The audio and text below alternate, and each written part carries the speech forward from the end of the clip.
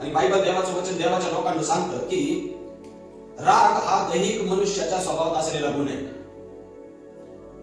जर आम्हाला राग येतो तर आम्ही अजून आत्मिक नाहीये, आम्ही कसे दैहिक आहोत.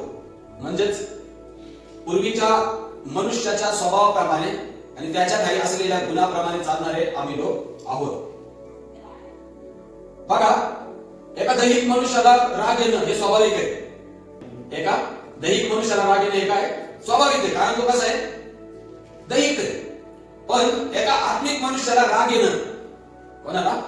एका आत्मिक मनुष्याला, ज्याचा आत्म्याच्या द्वारे वचनाने काय झालेला आहे, जन्म झालेला आहे, त्या आत्मिक मनुष्याला आपल्याकडून एखाद्याच्या बोलण्याने किंवा काहीतरी करायचं होतं, नाही म्हणण्यात आलं म्हणून राग आला. देवाच्या लोकांना, आत्मिक मनुष्याला या गोष्टींचा राग येणं देवाच्या लोकांना ही सगळ्यात डेंजर गोष्ट आहे. जर आम्ही आत्मिक आहोत तर आम्हामध्ये जेव्हा कोणीतरी आम्हाला बोलतं, भांडतं किंवा रागवतं किंवा काहीतरी वाईट वक्त बोलतं, तेव्हा आम्हाला देवाच्या लोकांना राग न येता आमच्या मनामध्ये, आमच्या आत्मिक जीवनामध्ये आमच्या काही शांती असली पाहिजे. काय असली पाहिजे? शांती असली पाहिजे. आणि जर आम्ही आत्मिक आहोत तर आमच्या जीवनातून शांतीच बाहेर येईल. आम्ही त्या परिस्थितीमध्ये, त्या बोलण्यामुळं किंवा त्या भांडणामुळं किंवा नाही म्हटल्यामुळं आम्ही रागवणार नाही. आम्ही शांत राहू. हालेलुया. आम्ही कसे राहू? शांत राहू. बघा, राग वाळूपेक्षा आणि दगडापेक्षा जड आहे, म्हणजे त्याचं वजन आपल्याला झेपवणार नाही. हालेलुया. हालेलुया. बायबलचं देवाचं वचन देवाच्या लोकांना आम्हाला सांगतं. आपण त्यावेळी वाचूया. नीतिसूत्रे 27 अध्याय 3 वचन. दगड जड असतो व वाळू वजनाने भारी असते, पण मूर्खाचा राग या दोहोंहून भारी आहे. आमेन. हालेलुया. बघा, देवाचं वचन या ठिकाणी सांगतं देवाच्या लोकांना की राग हा कसा आहे, दगड आणि वाळूपेक्षा जड आहे, म्हणजे त्याचं वजन आपल्याला सोसवणार नाही. नीतिवचन 14 अध्याय 29 वचन. ज्याला लवकर क्रोध येत नाही तो महाबुद्धिवान होय, उतावळ्या स्वभावाचा माणूस मूर्खता प्रकट करतो. आमेन. हालेलुया. बघा, इथं देवाचं वचन दोन व्यक्तींना प्रकट करते. कोणत्या दोन व्यक्तींना? बुद्धिमान व्यक्तीला आणि उतावळ्या स्वभावाच्या मूर्ख माणसाला. बायबल मध्ये लिहिलं की बुद्धिमान व्यक्ती कोण आहे? बुद्धिमान व्यक्ती तो आहे ज्याला वाईट बोलल्याच्या नंतर किंवा ज्याचा द्वेष केला जातो, ज्याला राग येणाऱ्या गोष्टी बोलल्या जातात, असा जो माणूस आहे, बायबल देवाचं वचन सांगतं, या सगळ्या गोष्टी ऐकल्याच्या नंतर, या सगळ्या गोष्टी पाहिल्याच्या नंतर जो व्यक्ती, बायबल देवाचं वचन सांगतं की शांत राहतो, तो व्यक्ती बुद्धिमान व्यक्ती. हालेलुया. हालेलुया. पण बायबल मध्ये लिहिलंय की उतावळा माणूस म्हणजे मूर्ख माणूस काय करतो, जेव्हा त्याला एखादा शब्द, राग येणारा शब्द बोलला जातो, तेव्हा उतावळा व्यक्ती त्याला ती गोष्ट सहन होत नाही आणि तुरंत लगेच त्याच वेळी तो त्या शब्दाला प्रतिक्रिया देतो. कोणत्या शब्दाने?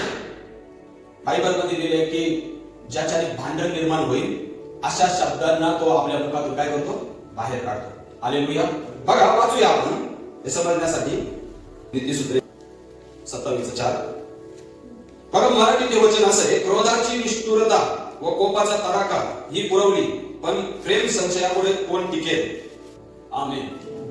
बघा, देवाचं वचन देवाच्या लोकांना या ठिकाणी काय सांगत आहे की राग जेव्हा एखाद्या माणसाला येतो आणि त्या रागाची जेव्हा प्रतिक्रिया तो व्यक्ती द्यायला लागतो, तेव्हा ती प्रतिक्रिया एखाद्या प्रकोपासारखी असते. प्रकोपासारखी म्हणजे काय? अचानक पडलेला पाऊस मोठ्या पुराला घेऊन येतो. कशाला घेऊन येतो? अचानक पडलेला पाऊस मोठ्या पुराला घेऊन येतो आणि मोठा पूर जेव्हा येतो तेव्हा तो जिकडून वाहतो तिकडं त्या वाहत्या पाण्यामध्ये ज्या ज्या गोष्टी येतात त्या सगळ्यांचं नुकसान करून टाकतो. राग देवाच्या लोकांनो त्या प्रकारचा प्रकोप उत्पन्न करणार आहे. हालेलुया. हालेलुया. आमच्या व्यक्तिगत जीवनामध्ये, आमच्या भावांमध्ये, आमच्या मित्रांमध्ये आम्हाला त्याचा अनुभव आला असेल की एखादा शब्द जो राग आणणारा आम्ही ऐकला आणि त्याची प्रतिक्रिया आम्ही दिली, तेव्हा त्याच्या परिणामाच्या स्वरूपात काय घडून आलं हे आम्हाला त्या टाइमाला पाहायला मिळालं असेल. मोठं भांडण. मोठं काय? भांडण. एकमेकांपासून संबंध तोडणे, म्हणजे कुठलंही नातं न ठेवणं, एकमेकांशी न बोलणं. बघा, देवाच्या लोकांनो, राग ज्यावेळेस प्रकोप आणतो तेव्हा जीवापाड असलेले नाते सुद्धा तो काय करतो? तोडून टाकतो. जीवापाड असलेले जे संबंध असतात ते संबंध तो काय करतो? तोडून टाकतो. ज्या व्यक्तीला ऐकण्यासाठी, ज्याला भेटण्यासाठी आम्ही आतुर असायचो, राग त्या व्यक्तीबद्दल आमच्या मनामध्ये असा द्वेष निर्माण करतो की आम्हाला आता त्याला पाहिजे सुद्धा इच्छा नाही, त्याच्याशी बोलायची सुद्धा इच्छा नाही. राग बायबलमध्ये लिहिले की प्रकोप आणतो देवाच्या लोकांना, त्या अचानक पडलेल्या पावसामुळे आलेल्या पुरासारखा. हालेलुया. मग बायबल देवाचं वचन सांगतं देवाच्या लोकांना की राग ज्या व्यक्तीला येतो ना, देवाच्या लोकांनो, तिथं जर आम्ही ख्रिस्ती आहोत, ख्रिस्ताचे अनुयायी आहोत आणि आम्ही आत्मिक आहोत देवाच्या लोकांनो, जर त्यावेळी आम्ही त्या ख्रिस्ताच्या शांतीला परिधान करून, ख्रिस्ताच्या शांतीला धरून त्या ठिकाणी शांत राहणार नाही, तर त्या ठिकाणी देवाच्या लोकांना प्रकोप निर्माण झाल्याशिवाय राहणार नाही. प्रकोप निर्माण झाल्याशिवाय राहणार नाही. नीतिवचनामध्ये खूप सुंदर नीतिवचन आहे देवाच्या लोकांना. मस्त काय काय कार्य करतो आणि शांती काय कार्य करते आपण वाचूया. नीतिवचन 14 अध्याय 30 वचन. शांत अंतःकरण देहाचे जीवन आहे, पण मस्तर आणि हाडे पुसतात. आमेन. बघा, देवाच्या लोकांना राग हा किती भारी आहे. अजून एक वचन आपण वाचूया. उपदेश 10 अध्याय 4 वचन. तुझ्यावर अधिपतीचा क्रोध झाला तर आपली जागा सोडू नकोस, कारण शांतीने मोठे मोठे पाप कर्म टळतात. आमेन. आमेन. बघा, ही दोन वचने देवाच्या लोकांना, ही दोन वचनं आम्हाला काय प्रकट करतात, काय शिकवतात? ही दोन वचनं बायबलमध्ये लिहिले की रागाचा परिणाम काय? राग आमच्या शरीराला नुकसान पोहोचवितो. नुकसान पोहोचविणाऱ्या गोष्टी आमच्या जीवनामध्ये घेऊन येत असतो. हालेलुया. मस्तर आणि हाडे बायबलमध्ये लिहिले की पुसतात. मस्तर आणि हाडे काय होतात? पुसतात, म्हणजे शरीराचं नुकसान आहे. पण बायबलमध्ये लिहिले की आत्म्याच्या द्वारे उत्पन्न होणाऱ्या फळाला, म्हणजे शांतीला धारण करून त्या शांतीत जीवन जगणं देवाच्या लोकांना, याचं फळ काय माहितीये? बायबलमध्ये लिहिले की शांत अंतःकरण देहाचं जीवन आहे. हालेलुया. हालेलुया. तसंच शांत राहणं, ख्रिस्ताच्या शांतीला परिधान करून जगणं, याचा फायदा काय आहे? देवाचं वचन सांगतं की शांत राहिल्याने माणूस मोठे मोठे जे पाप कर्म रागामुळे घडतात, त्या मोठ्या मोठ्या पाप कर्मांपासून माणूस काय होतो? दूर राहतो आणि ती मोठी मोठी पाप कर्मे घडत नाही. हालेलुया. हालेलुया. बघा, एखाद्या जगातल्या दैहिक व्यक्तीला जर एखाद्याने शिवी दिली तर त्या दैहिक व्यक्तीला ती सहन होणार नाही आणि त्यामुळे एकमेकांचा जीव पाडायला सुद्धा ते मागे पुढे पाहणार नाही. देवाच्या लोकांना राग हा मोठ्या मोठ्या पाप कर्मांना जन्म देणार आहे. काय करणार आहे? मोठ्या मोठ्या पाप कर्मांना काय करणार आहे? जन्म देणार आहे.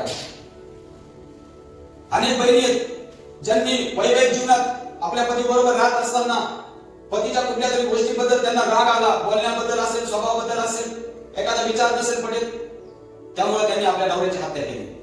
अनेक पती आहेत ज्यांना पत्नीच्या बोलण्यामुळे किंवा कुठल्या तरी स्वभावामुळे किंवा विचारामुळे ज्यांना सहन झालं नाही आणि आपल्या पत्नीचे ज्यांनी खून केले. अशा अनेक केसेस देवाच्या लोकांना आहेत. अनेक केसेस. आणि आजही आम्ही रस्त्यावर ज्यावेळेस चालतो, रस्त्यावर चालत असताना राग ज्या गोष्टींना जन्म देतो ना, त्या गोष्टी आम्हाला आमच्या डोळ्यांनी काय करायला मिळतात? पाहायला मिळतात. शिवीगाळी, भांडण, तंटा आणि हत्येपर्यंत देवाच्या लोकांना रागाच्या द्वारे मोठ्या मोठ्या गोष्टी माणसाच्या जीवनातून बाहेर येत असतात. मग आता बायबल देवाचं वचन सांगते की आम्ही आत्मिक आहोत, आम्ही ख्रिस्ताचे अनुयायी आहोत आणि ख्रिस्ताचे अनुयायी, आम्ही ख्रिस्ताला अनुसरत असताना देवाच्या लोकांना आज आमच्या जीवनामध्ये जर का दैहिक मनुष्याचा स्वभाव, गुण, जर राग आमच्या जीवनामध्ये असेल तर देवाच्या लोकांना आजही आम्ही काय आहोत? दैनिक आहोत. आम्हाला आत्मिक बनण्याची काय गरज आहे? आमच्या जीवनामध्ये आत्म्याचे गुण, त्याची वाढ होत जाण्याची काय गरज आहे? देवाच्या लोकांनो, बघा, ख्रिस्ताच्या शांतीला परिधान करा. हालेलुया. ख्रिस्ताच्या शांतीला काय करा? परिधान करा, जे आत्म्याच्या द्वारे दिली जाते. म्हणजे शांती. बायबल देवाचं वचन सांगतं तुम्हाला मोठ्या मोठ्या पाप कर्मांपासून काय करत दूर ठेवत. आणि देवाच्या लोकांनो, शांती तुमच्या अंतःकरणामध्ये शांती तुमच्या देहासाठी आरोग्यदायी आणि जीवनदायी बनत. हालेलुया.